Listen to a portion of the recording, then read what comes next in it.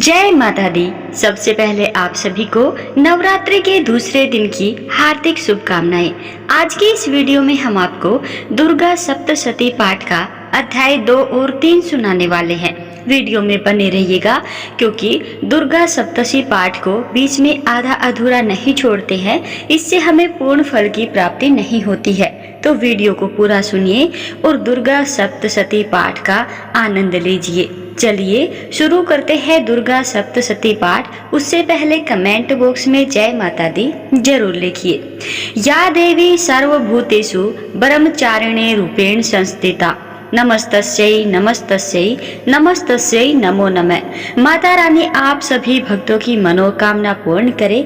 आज आप सभी रसपान करेंगे दुर्गा सप्तशती पाठ का दूसरा और तीसरा अध्याय। इससे पहले मैं आपको बता दूं कि आप अगर चैनल पर हर दिन नियम से दुर्गा के जितने भी 9 स्वरूप हैं उनकी व्रत कथा सुन सकते हैं। अगर आपने कल की वीडियो नहीं देखी है तो इस वीडियो के देखने के बाद आप उस कथा का भी श्रवण अवश्य ही कीजिएगा। इस अध्याय में देवताओं के तेज से देवी का प्रादुर्भाव और महिषासुर की सेना का वध इस बारे में जानेंगे। ऋषि कहते हैं कि पूर्व काल में देवताओं और असुरों में पूरे 100 वर्षों तक घोर संग्राम हुआ था।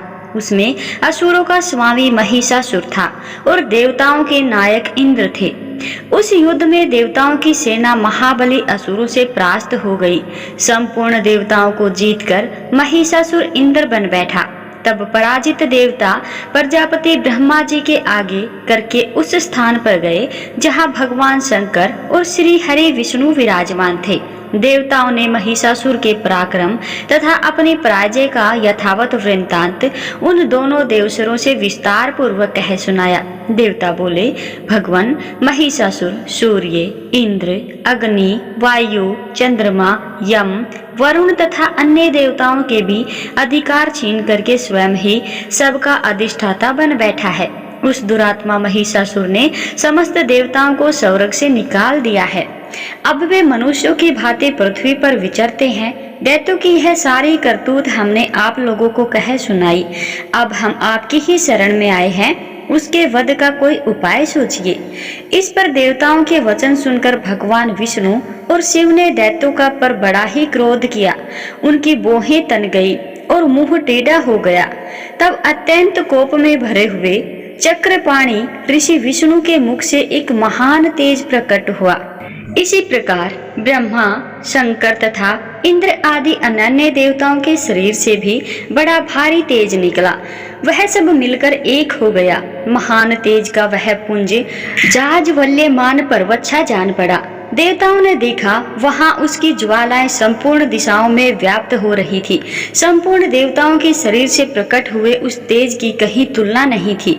एकत्रित होने पर वह एक नारी के रूप में परिणत हो गया और अपने प्रकाश से तीनों लोकों में व्याप्त जान पड़ा। भगवान शंकर का जो तेज था उससे एक देवी का मुख प्रकट हुआ। यमराज के तेज से उसके सिर में बाल निकल आए। श्री विष्णु भगवान के तेज से उसकी भुजाएं उत्पन्न हुई। चंद्रमा के तेज से दोनों सतनों का और इंद्र के तेज से मध्य भाग का प्रादुर्भाव हुआ।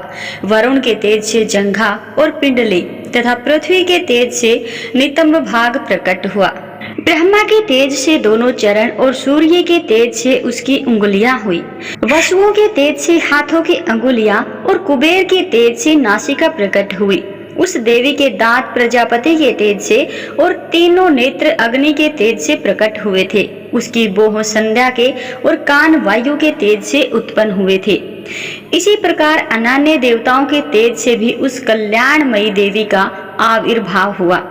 तदंतर समस्त देवताओं के तेज पुंज से प्रकट हुई देवी को देखकर महिषासुर के सताए हुए देवता बहुत ही प्रसन्न हुए। पिनाकधारी भगवान शंकर ने अपने शूल से एक शूल निकालकर उन्हें दिया। फिर भगवान विष्णु ने अपने चक्र से उत्पन्न करके भगवती को अर्पण किया। वरुण ने भी शंख भेंट किया। अग्नि ने उन्हें शक्ति दी और वायु ने धनुष तथा बाण से भरे हुए 2 तरकश प्रदान किए। सहस्र नेत्रों वाले देवराज इंद्र ने अपने वज्र से वज्र उत्पन्न करके दिया और ऐरावत हाथी से उतारकर 1 घंटा भी प्रदान किया। यमराज ने काल दंड से दंड, वरुण ने पाश, प्रजापति ने सफ्टी काक्स की माला तथा ब्रह्मा जी ने कमंडलू भेंट किया। सूर्य ने देवी के समस्त रोमकूपों में अपनी किरणों का तेज भर दिया। काल ने उन्हें चमकती हुई ढाल और तलवार दी। क्षीर समुद्र ने उज्जवल हार तथा कभी जीर्ण न होने वाले 2 दिव्य वस्त्र भेंट किए। साथ ही उन्होंने दिव्य चूड़ामणि, 2 कुंडल, कड़े, उज्जवल अर्धचंद्र, सब बाहुओं के लिए केयूर, दोनों चरणों के लिए निर्मल नुपुर, गले की सुंदर हसली और सब उंगलियों में पहनने के लिए रत्नों की बनी अंगूठियां भी दी। विश्वकर्मा ने उन्हें अत्यंत निर्मल फरसा भेंट किया। साथ ही अनेक प्रकार के अस्त्र और अवैध कवच दिए। इनके सिवा मस्तक और वक्ष स्थल पर धारण करने के लिए कभी न कुम्हलने वाले कमलों की मालाएं दी। जल्दी ने उन्हें सुंदर कमल का फूल भेंट किए। हिमालय ने सवारी के लिए सिंह तथा भांति भांति के रत्न समर्पित किए। धनाध्यक्ष कुबेर ने मधु से भरा पान पात्र दिया तथा संपूर्ण नागों के राजा शेष नाग ने, जो इस पृथ्वी को धारण करते हैं, उन्हें बहुमूल्य मणियों से विभूषित नागहार भेंट दिया। इसी प्रकार अन्य देवताओं ने भी आभूषण और अस्त्र शस्त्र देकर देवी का सम्मान किया। तत्पश्चात उन्होंने बारंबार अट्टहास पूर्वक उच्च स्वर में गर्जना की। उनके भयंकर नाद से संपूर्ण आकाश गूंज उठा। देवी का वह अत्यंत उच्च स्वर से किया हुआ सिंहनाद कहीं समा न सका। आकाश उनके सामने लघु प्रतीत होने लगा। उससे बड़े जोर की प्रतिध्वनि हुई, जिससे संपूर्ण विश्व में हलचल मच गई और समुद्र कांप उठे, पृथ्वी डोलने लगी और समस्त पर्वत हिलने लगे। उस समय देवताओं ने अत्यंत प्रसन्नता के साथ सिंह वाहिनी भवानी से कहा, हे देवी, तुम्हारी जय हो। साथ ही महर्षियों ने भक्ति भाव से विनम्र होकर उनका सत्वन किया। संपूर्ण त्रिलोकी को क्षोभग्रस्त देख दैत्यगण अपनी समस्त सेना को कवच आदि से सुसज्जित करके हाथों में हथियार ले सहसा उठकर खड़े हो गए। उस समय महिषासुर ने बड़े क्रोध में आकर के कहा, आह, यह क्या हो रहा है। फिर वह संपूर्ण असुरों से घिरकर उस सिंहनाद की ओर लक्ष्य करके दौड़ा और आगे पहुंचकर उसने देवी को देखा, जो अपनी प्रभा से तीनों लोकों को प्रकाशित कर रही थी। उनके चरणों में भार से पृथ्वी दबी जा रही थी। माथे के मुकुट से आकाश में रेखा से खिंच रही थी तथा वे अपने धनुष की टंकार से 7 पातालों को क्षुब्ध किए देती थी। देवी अपनी हजारों भुजाओं से संपूर्ण दिशाओं को आच्छादित करके खड़ी थी। तदंतर उनके साथ दैत्यों का युद्ध छिड़ गया। अनेक प्रकार के अस्त्र शस्त्रों से प्रहार से संपूर्ण दिशाएं उद्भासित होने लगी। शूर नामक एक महान असुर महिषासुर का सेना नायक था। वह देवी के साथ युद्ध करने लगा। अन्य दैत्यों की चतुर्ंगिणी सेना साथ लेकर चामर भी लड़ने लगा। 60,000 रथियों के साथ आकर उदग्र नामक महादैत्य ने लोहा लिया। 1 करोड़ रथियों के साथ लेकर महाहनु नामक दैत्य युद्ध करने लगा, जिसके रोए तलवार के समान तीखे थे। वह असिलोमा नाम एक महादैत्य 5 करोड़ रथी सैनिकों सहित युद्ध में आ डटा। 60 लाख रथियों से घिरा हुआ बाष्कल नामक दैत्य भी उस युद्ध में भूमि में लड़ने लगा। परिवारित नामक राक्षस हाथी सवार और घुड़सवारों के अनेक दलों तथा 1 करोड़ रथियों की सेना लेकर के युद्ध करने लगा। विडाल नामक दैत्य 5 अरब रथियों से घिर करके लोहा लेने लगा। इनके अतिरिक्त और भी हजारों महादैत्य रथ, हाथी और घोड़ों की सेना के साथ लेकर के वहां देवी के साथ युद्ध करने लगे। स्वयं महिषासुर उस रणभूमि में कोटि कोटि सहस्त्र रथ, हाथी और घोड़ों की सेना से घिरा हुआ खड़ा था। वे दैत्य देवी के साथ तोमर, विंदीपाल, शक्ति, मूषल, खड्ग, परशु आदि अस्त्र शस्त्रों का प्रहार करते हुए युद्ध कर रहे थे। कुछ दैत्यों ने उन पर शक्ति का प्रहार किया, कुछ लोगों ने पाश फेंके तथा कुछ दूसरे दैत्यों ने खड्ग प्रहार करके देवी को मार डालने का प्रयास किया। देवी ने भी क्रोध में भरकर खेल खेल में ही अपने अस्त्र शस्त्रों की वर्षा करके दैत्यों के वे समस्त अस्त्र शस्त्र काट डाले। उनके मुख पर परिश्रम तथा थकावट का रंच मात्र भी चिन्ह नहीं था। देवता और ऋषि उनकी स्तुति करने लगे और वे भगवती परमेश्वरी दैत्यों के शरीरों पर अस्त्र शस्त्रों की वर्षा करती रही। देवी का वाहन सिंह भी क्रोध में भरकर गर्दन के बालों को हिलाता हुआ असुरों की सेना में इस प्रकार विचरने लगा मानो वनों में दावानल फैल रहा हो।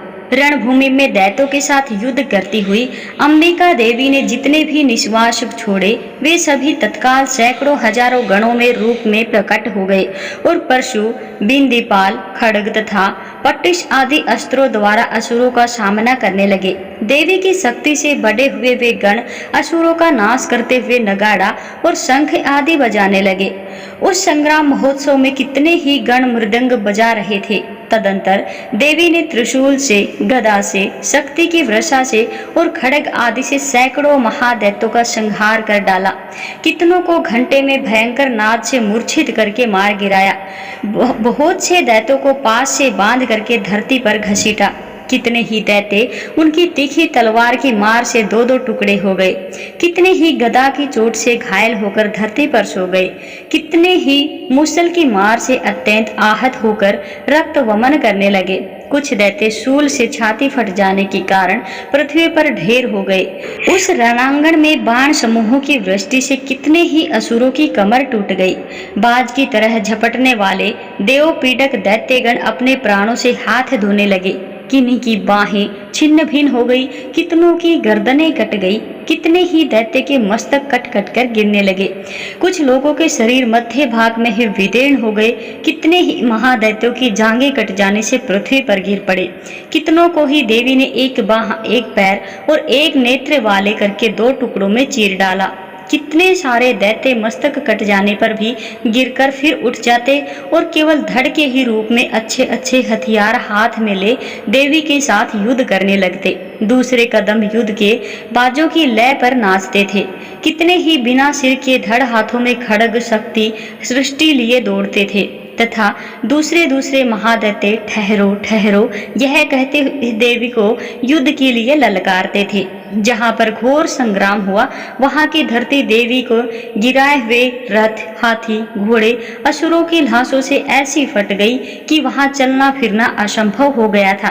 दैत्यों की सेना में हाथी, घोड़े और असुरों के शरीरों में इतनी अधिक मात्रा में रक्तपात हुआ कि थोड़ी ही देर में वहाँ खून की बड़ी बड़ी नदियां बहने लगी।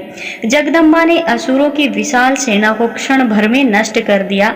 ठीक उसी तरह जैसे तृण और काठ के भारी ढेर को आग कुछ ही क्षणों में भस्म कर देती है और वह सिंह भी गर्दन के बालों को हिला हिलाकर जोर जोर से गर्जना करता हुआ दैत्यों के शरीरों के मानो उनके प्राण चुन लेता था। वहां देवी के गणों ने भी उन महादैत्यों के साथ ऐसा युद्ध किया जिससे आकाश में खड़े हुए देवतागण उन पर बहुत संतुष्ट हुए और फूल बरसाने लगे।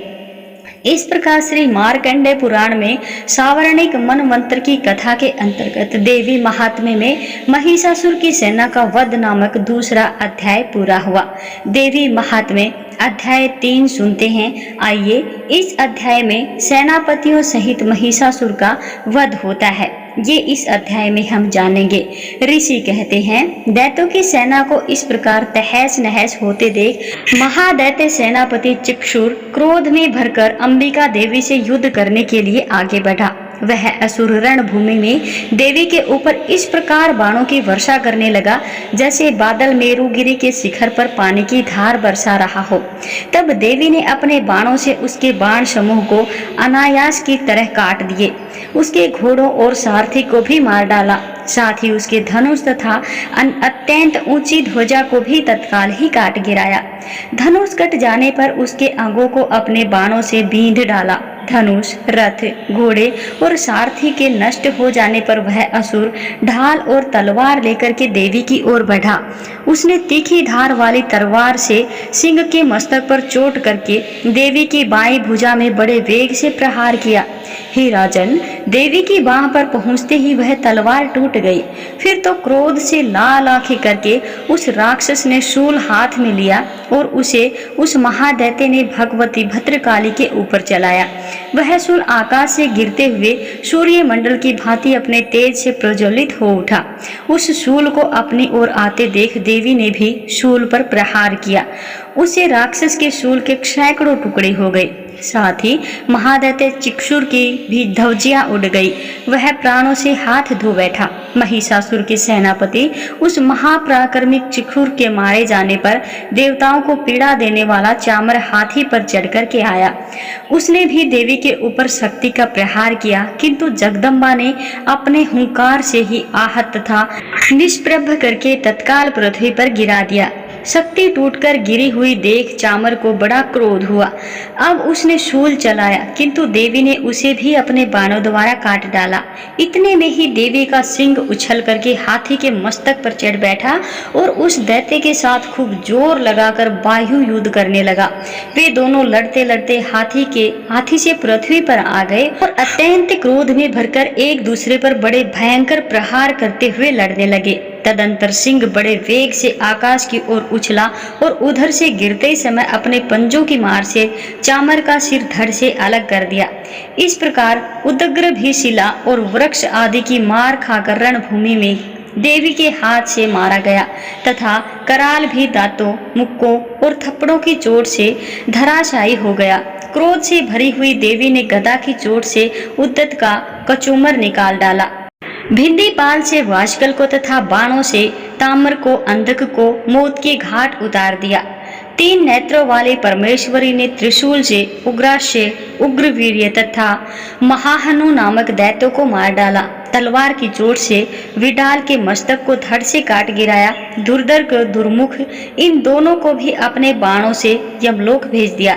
इस प्रकार अपनी सेना का संहार होता देख महिषासुर ने भैंसे का रूप धारण करके देवी के गणों को त्रास देना आरंभ किया। किन्हीं को थुथुन से मारकर, किन्हीं के ऊपर खुरों का प्रहार करके, किन्हीं को पूंछ से चोट पहुंचाकर, कुछ को सींगों से विदीर्ण करके, कुछ गणों को वेग से, किन्हीं को सिंहनाद से, कुछ को चक्कर देकर और कितनों को निश्वास वायु के झोंके से धराशायी कर दिया। इस प्रकार गणों की सेना को गिराकर वह असुर महादेवी के सिंह को मारने के लिए झपटा। इससे जगदम्बा को बड़ा ही क्रोध हुआ। उधर महापराक्रमी महिषासुर भी क्रोध में भरकर धरती को खुरों से खोदने लगा तथा अपने सींगों से ऊंचे ऊंचे पर्वतों को उठाकर फेंकने लगा और गरजने लगा। उसके वेग से चक्कर देने के कारण पृथ्वी क्षुब्ध होकर फटने लगी। उसकी पूंछ से टकराकर समुद्र सब और धरती को डुबोने लगा। हिलते हुए सींगों के आघात से विदीर्ण होकर बादलों के टुकड़े टुकड़े हो गए। उसके श्राप की प्रचंड वायु के वेग से उड़े हुए सैकड़ों पर्वत आकाश से गिरने लगे। इस प्रकार क्रोध से भरे हुए उस महादैत्य को अपनी ओर आते देख चंडिका ने उसका वध करने के लिए महान क्रोध किया।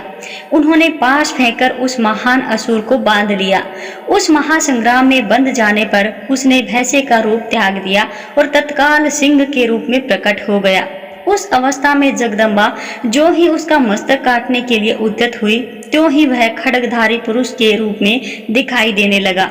तब देवी ने तुरंत ही बाणों की वर्षा करके ढाल और तलवार के साथ उस पुरुष को भी बींध डाला। इतने में ही वह महान गजराज के रूप में परिणत हो गया तथा अपनी सूंड से देवी के विशाल सिंह को खींचने लगा और गरजने लगा। खींचते समय देवी ने तलवार से उसकी सूंड ही काट डाली। तब उस महादैत्य ने पुनः भैंसे का शरीर धारण कर लिया और पहले की भांति चराचर प्राणियों सहित तीनों लोगों को व्याकुल करने लगा। तब क्रोध से भरी हुई जगदम्बा चंडिका बारंबार उत्तम मधु का पान करने और लाल आंखें करके हंसने लगी। उधर वह बल और पराक्रम के मद में उन्मत्त हुआ राक्षस गरजने लगा और अपने सींगों से चंडी के ऊपर पर्वतों को फेंकने लगा। उस समय देवी अपने बाणों के समूहों से उसके फेंके हुए पर्वतों को चूर्ण करती हुई बोली। बोलते समय उनका मुख मधु के मद से लाल हो रहा था और वाणी लड़खड़ा रही थी। देवी ने कहा, ओ मूढ़, अरे मूर्ख, मैं जब तक मधु पीती हूँ तब तक तू क्षण भर के लिए खूब गरज ले। मेरे हाथ से यही तेरी मृत्यु हो जाने पर अब शीघ्र ही देवता भी गर्जना करेंगे। ऋषि कहते हैं, जो कहकर देवी उछली और उस महादैत्य के ऊपर चढ़ गई। फिर अपने पैर से उसे दबाकर उन्होंने शूल से उसके कंठ से आघात किया। उनके पैर से दबा होने पर भी महिषासुर अपने मुख से दूसरे रूप में बाहर होने लगा। अभी आधे शरीर से ही बाहर निकलने पाया था कि देवी ने अपने प्रभाव से उसे रोक दिया। आधा निकला होने पर भी वह महादैत्य देवी से युद्ध करने लगा। तब देवी ने बहुत ही बड़ी तलवार से उसका मस्तक काट गिराया। फिर तो हाहाकार करती हुई दैत्यों की सारी सेना भाग गई तथा संपूर्ण देवता भी प्रसन्न हो गए। देवताओं ने दिव्य महर्षियों के साथ दुर्गा देवी का स्तवन किया। गंधर्व राज करने गाने लगे तथा अप्सराएं नृत्य करने लगी। इस प्रकार श्री मार्कंडेय पुराण में सावर्णिक मनवंतर की कथा के अंतर्गत देवी महात्म्य में महिषासुर वध नामक तीसरा अध्याय पूरा हुआ। जय माता दी। एक बार कमेंट बॉक्स में जय माता दी की हाजिरी जरूर लगाते जाइएगा। अगर वीडियो पसंद आई हो तो हमारे चैनल को सब्सक्राइब करें।